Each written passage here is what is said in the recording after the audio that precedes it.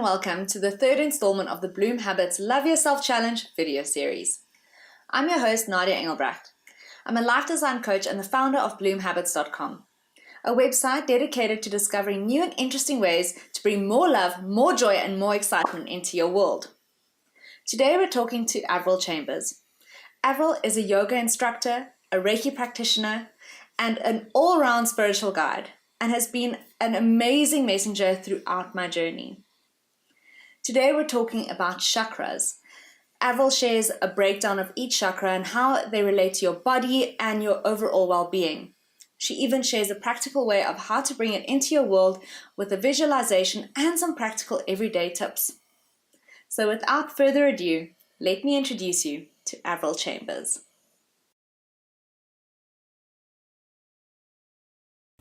Avril, thank you so much for joining me today. I really do appreciate you taking the time and for you to share your energy and your journey with us today and all your knowledge around chakras and everything that goes with that. So thank you so much. Thank you very much for having me along. I'd like to just start by learning a little bit more about your journey. How did you come to this place of yoga and meditation and chakras and everything in between? I was blessed enough to have a mom who was a bit of a hippie, and in the 1960s when yoga was introduced into the West, my mother took up yoga and I was dragged along to classes with her. And fast forward to my 20s, I became a fashion buyer, which has its own set of craziness, and I found Bikram yoga to relieve the stress. And fast forward to 11, 12 years ago, I found a colleague who is a friend of my husband's wife, and she was a yoga teacher, and from the minute I started practicing with her on a regular basis, regular being 3 to 4 times a week, I decided that's it, I have to become a yoga teacher. Something within me told me that it's something that I've done in a previous lifetime. I do believe in reincarnation, as you know, and yeah, that was it. I started practicing at Virgin Active as well. Met a really beautiful teacher called Michelle. And from the minute I did her class, I needed to know exactly who her teacher was because I needed to be trained, taught, tutored, whatever it is, by that teacher. Taryn Herselman, she owns Shakti Yoga Therapy Center in Broadacres. And the rest is history. I've been teaching for, I think 6 or 7 years now. I've recently been to Goa, done my 300 hours. I'm busy becoming a Reiki master at the moment. That's my next part of the journey to incorporate into my yoga classes. Yeah. Wow, and that brings you to Bryanston today. Yes. Which is where I met you. And I just wanted to have a quick moment where I share a little story about meeting you and a couple of your beautiful, beautiful classes. You've mentioned just before we started recording that it's important to you to bring in that spirit and meditation into classes, and it's something that I look forward to every time. Thank you. We did a class that was just an everyday yoga class, and you brought some Gaia cards along, and at the time I was quite skeptical, but I pulled one out, and that card spoke to me in a way that I did not expect. It's something that I now have posted everywhere in my house. It's behind me on my bookshelf, it's everywhere, because it just tells me what my purpose is. The card was Sacred Mother Earth, and it's all about your truth and how not to worry about trying to do the right thing or do things that make you look good or whatever that is, because all of that is external. All of that is just a role and an act that you're doing. Whereas when you rather flip it and discover your truth, discover your being, and you're true and aligned to that, all those external things automatically fall into place. So I'm so glad that we can talk today and learn a little bit more about the chakras. During practice, yoga practice, we often explore that, or the teacher will guide and say, let's focus on this particular chakra. And that has its benefit and its meaning, and it's lovely to bring that in. But it's in understanding how it all comes together. Yeah. And the bigger picture of it that I think it helps you not only in your practice going further, but in your whole life. It should affect your whole life. So sadly, and I'm not knocking teachers here, but sadly I do believe that a lot of us, and I will include myself in the equation, we tend to only offer asana in a yoga class, asana being only postures. So, and I understand that's a way to get people onto the mat. And I've had students come into my class and say, I'm only doing this class if it's hard. And I've thought, it's as hard as it's going to be for you. You make it hard or soft, or, you control that. Your energy controls that. So going back to the chakras and who we are, essentially, we are not only these physical beings. Yes, we have this physical shell, which is bones and blood and flesh and plasma and all of those things that it is. But we are far greater than that. We are beings of light. We are energetic beings. Everything around us is energy. We call it prana in yoga. And if we can realize it's societal or societies and our society and religion that has indoctrinated us to believe you have to be the perfect wife, you have to be the perfect mother, you are not complete unless you get married at this age, you are not complete unless you've had a baby. All of those things, it's completely superficial. When you really start delving into and tapping into your true essence and you begin to align with your higher self, that's really, I believe, what our journey here is all about. And once you can align with your true higher being, only then will you be able to really, really thrive and understand what this physical journey, what is this journey called life all about. Instead, we get too caught up in, I've got to make money and I've got to earn this and I've got to earn that. If we can understand when we align to our higher being, everything that we ask for, everything, and that's why you've got to be so careful of what you ask for, because even the bad things, I don't want that. The universe hears, oh, I'm going to give her a little bit of that. So to be really conscious of our thoughts, to be mindful, that's really, I believe, where we start with this journey. And moving through to the chakras, so there are 122. I don't want to get too technical because I can really get caught up in the technicalities of chakras, and I prefer to make it more user-friendly. We have 122 chakras in our system. Chakra is Sanskrit for wheel. So imagining a wheel turning, okay? And the chakras are aligned along our spine. It's called Sushumna, all right? But we won't get too caught up in that. And they are in centers of energy or wheels of energy, theoretically. And if you can think about it like decluttering your house. We all get that kind of bee in our bonnets where we want to it's time, I'm cleaning out now, everything's going, okay? And it's exactly the same. Why would it be any different in our actual system? So it's not so much a physical system, it's an energetic system. And we start at the base of the spine, and there we have Muladhara chakra. It's our root chakra. It is the chakra that connects us to our basal kind of instincts, fight, flight, survival. It connects us to our parents, for instance. And having that particular chakra in alignment would make you more connected with being in your physical body. So if you think about it, we come from source, we come from spirit. So it is probably one of the most jarring things for spirit to be born, specifically being born into this earth. And that's why so often you'll hear babies freaking out and crying. It's because often they don't really want to be here. Because it's hard. Having this physical existence is not an easy task. But when you know how to do certain things to align to your higher self, as I said, we begin to eventually thrive. So moving on from the root chakra, you go to the second chakra, which is Svadhisthana. Svadhisthana is where the sacral, we call it the sacral chakra. Root chakra is red, by the way. Then you move into orange. So it's very beautiful. It's almost like a rainbow. So you move from red to orange.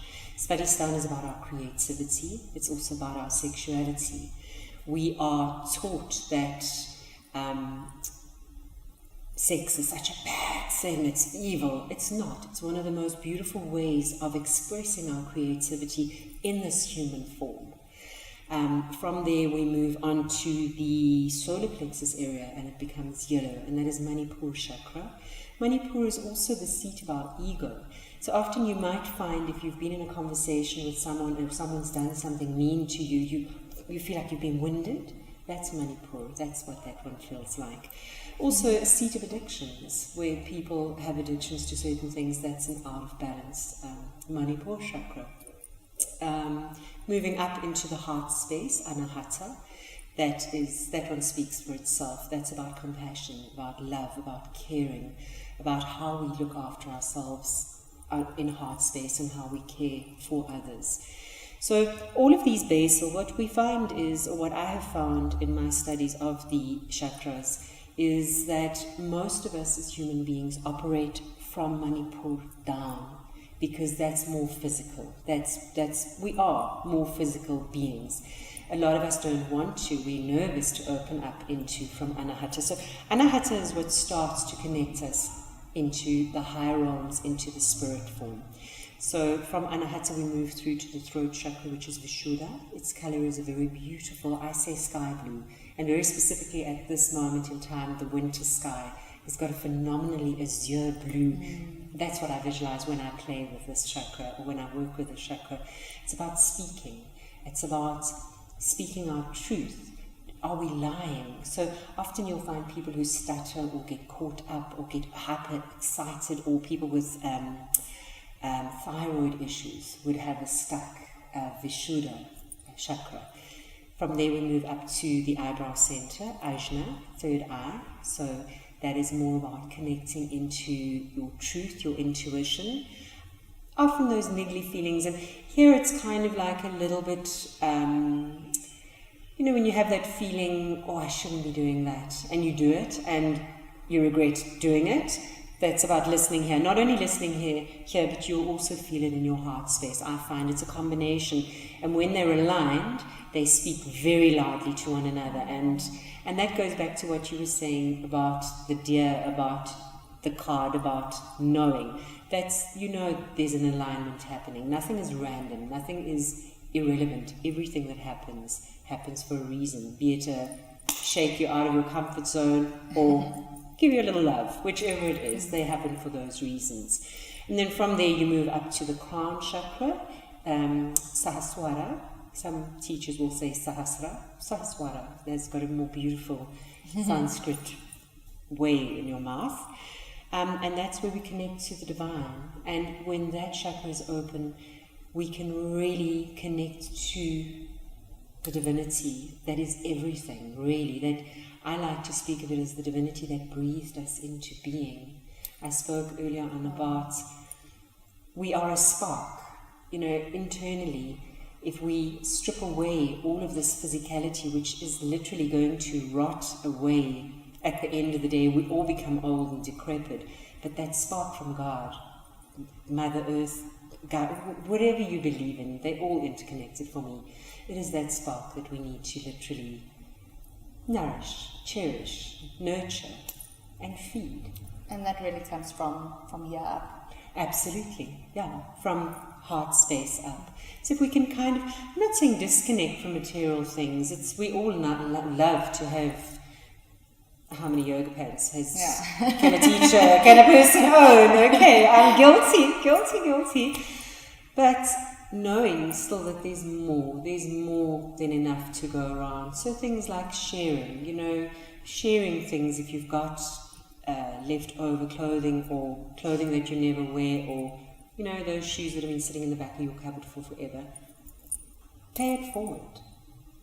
Definitely. So, and there are various exercises you can do to literally buzz up or shine up or balance your chakras. So at no given stage are all of your chakras going to be in complete alignment, unless you've actually done something consciously to align those chakras. So you'll find sometimes you're operating more on a heart space level, sometimes you're operating more on a throat space level, Primarily, though, you'll find we generally tend to operate on the base chakras, the lower chakras. Manipur, ego, Svadhisthana, those desires. You know, I need this, I have to have that. That's when that Svadhisthana chakra is working overtime. And of course, if you're feeling disconnected, I don't know if you've ever had a time in your life where you felt, I feel weird, I don't belong here. I'm like, what am I doing here? And that's often that Muladhara chakra, your base chakra, that's not spinning correctly, or it could be your crown chakra that's not spinning correctly. And that's what you mean by buzzing up, so that you can yes, move up into this exactly. space. You move up into that space. And there so many ways of actually doing this. So as I spoke to decluttering your house, you would declutter these chakras, and a very beautiful visualization, a new one for me. I'm always seeking out new ones because, like anything, you know, we get bored as humans, and as a teacher I try to bring new things into my classes because I really want to encourage my students to grow, to develop themselves, to take themselves deeper, further, whatever it is they want. And one of the new ones I have is we would always start at the base. So you would never start at the crown of the head. You start at the base chakra because that's the one that connects us to physical form. And I like to get my students to visualize that they are opening up a tap at the base of their spine and allowing all the gunky, yucky stuff, because we all have that dark stuff, allowing all negativity, allowing all self-loathing and hatred and anger to pour down into Mother Earth, to let Mother Earth, Gaia, as we know her, she is our mother, allow her to literally absorb, use it as fertilizer, or whatever she needs to do with it, and then visualize sucking up a beautiful healing terracotta color from Mother Earth into the base chakra. And from there I do it, move through to Svadhisthana, exactly the same. Release any negative, gunky, toxic, self-loathing stuff, and absorb that beautiful healing terracotta. And we go all the way through, filling every single one of the chakras all the way up. And then when we get to the crown chakra, I ask them to visualize a beautiful healing white light pouring in through the crown of their head, flooding and filling and healing every cell, every atom of their being with this beautiful healing divine light.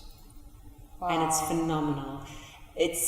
You might not physically feel something has happened, but energetically you will feel so light, you will feel so incredibly nourished. That's a lovely word to use there. Yeah. I just want to touch on one thing that you said just now was, you know, sometimes you're operating from a certain place, and so it's not really about trying to, yes, I mean, it's wonderful if everything is aligned, but that's not the goal constantly. The goal is rather to be aware about where you are operating from. And if it's too low down, maybe you can buzz up a bit. Yeah. If you're somewhere up at the top, acknowledge that you're there. Yeah. Also remembering, if you are overly loving, overly compassionate, overly kind, and only working with heart center, it can be overwhelming. If you are someone who is an empath and you feel very deeply, which is an empathetic person, it can be very, very overwhelming for your heart. So in essence, you want those rooted, grounding chakras to kind of kick in as well. So just because they base chakras doesn't mean they're negative. They're not bad. They're not all bad. No, they're not all bad. Yeah. They're not all bad. So it's kind of like a balancing. You would imagine someone who speaks too much, an overly chatty. I'd laugh and joke because the teacher that taught the class this morning is a super chatty person, but she's Aries. That's just her way. And I'm super chatty. So when the two of us get together after a class, I can leave here like an hour later because we just that's a out of whack throat chakra. So it's just being mindful and going, okay, that's why I feel like that, or that's what I need to tune into, or that's what I need to do.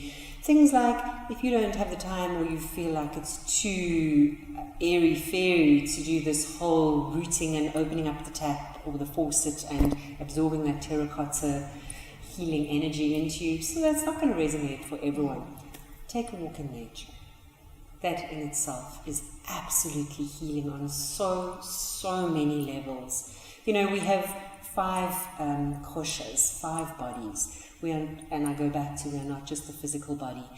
If you have a look at it, we have a prana body, we have an energetic body. Okay, the prana body is the energetic body. We have a physical body, we have a mental body, the manamaya kosha. But inside all of those, we have something called anandamaya kosha, which is the blissful body, which is that spark of divinity, of who we really, really are. Listening to music, very, very healing. Well, not hardcore rock music, but listening to mantras, singing, chanting, very, very healing, very beautiful. The chakras go crazy for that. They love that stuff. Connecting with children, connecting with animals. Essential oils, beautiful. You can even eat food specific to the colors of your chakras. So if you're feeling like your base chakra is a little bit not feeling buzzed up or great, red, anything red, beetroot is fabulous. It's also really nourishing as well. But you can align all of those with eating the different food stuff, surrounding yourself with colors. I often, when I teach, will wear a color very specific to a chakra. If I feel that my throat is not, my communication is a little bit off, very specifically when Mercury is retrograding, I'll wear blue. You'll see me teach in blue because I'm honoring that chakra. I love that. It's so practical, you know. Like you said, not all of us have time, or really, I think, feel like we can do that on our own. You know, the whole visualization. Although, you know, I mean, it would be great if you can. It's just something that you just take your mind on that journey. But I love the practicality of wearing a color, eating a food. You know, it's just being, I suppose, putting yourself into that space of consciousness. And being a little bit more mindful. Just on that basic level. It doesn't have to be out there, and you don't have to go from not knowing anything to being a guru tomorrow. You can take a very small baby step, and you're still just becoming a little bit more mindful, a little bit more aware. Lighting a candle, a different candle for each chakra. Essential oils. You have the different essential oils which resonate with the different chakras.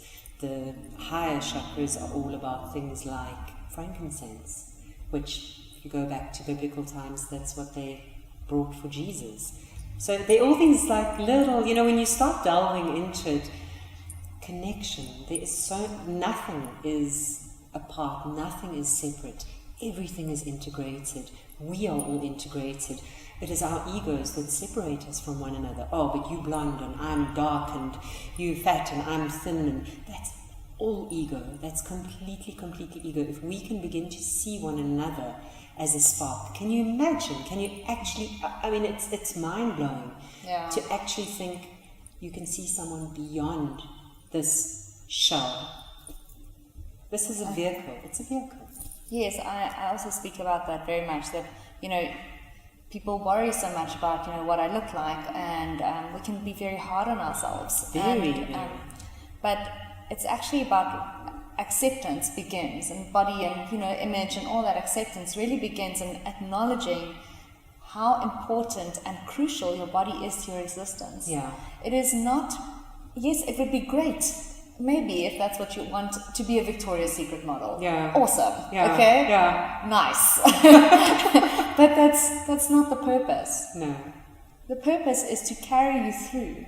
The purpose is that it has learned so much throughout your life, from infancy to where you are now. It is highly intelligent. And everything that I'm getting from you as well is how the chakras are, again, a messenger. It's a way for your body to communicate to you, to tell you that you need a little bit more beetroot today. That you need a little bit more of this today. Take a rest today. And listening, tuning in. Exactly. Tuning in. And I love that. I'm almost becoming addicted to that, I think, you know, of just tuning in and like feeling a little tweak here and then being like, oh, what's that about? And the chakras are another vehicle for us to do that. For me, a simplistic way of balancing them came to me, this just came to me, and so I will share it with you, is when you come out of Shavasana, your final resting corpse pose. How do you feel? Oh, I feel light. So for me, and I get gooseflesh, but for me, when I come out of Shavasana, I feel like everything is perfect. I am perfect just the way I am. I do not have to be or do or change anything. Not a single thing. Wow. Yeah. I think that's really, really valuable and such a nice mantra almost to sort of share with yourself. I also like to affirm at the end of a practice, thank you for your practice today. You are worthy of this time. Yeah. And I love you. Beautiful. And I think it goes hand in hand with that. Beautiful. I am enough. Perfect. Yes. I am enough. I am perfect. Everything is perfect. Yeah. It's all good. On that happy note, I want to ask you a little bit of a weirdo question, but I'm busy compiling a happy music playlist. Okay. The reason being is that, not because I consider myself a very musical person, really, but I do know that music for me is a trigger for joy. Yeah. Whether it's a cheesy ballad that you're singing in your car on the way home, or really something a little bit more high and connected, it really does take you on a path, it takes you on a journey, and it can change your state like that. Very much so. So on that note, what would you add to this playlist? What is your happy song?